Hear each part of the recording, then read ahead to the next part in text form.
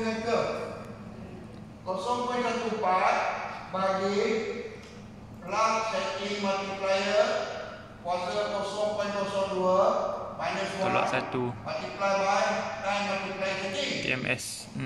Kan? So what is plug setting multiplier kita kan?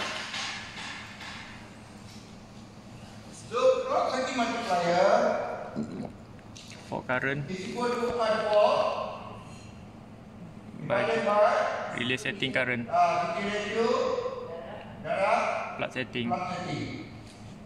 Right. So R4 kita berapa?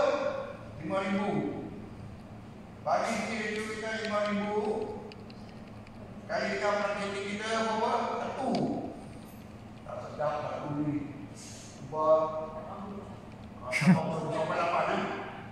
Okey. Aku bawa aku kira sikit.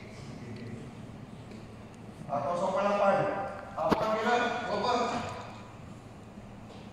Kira ni.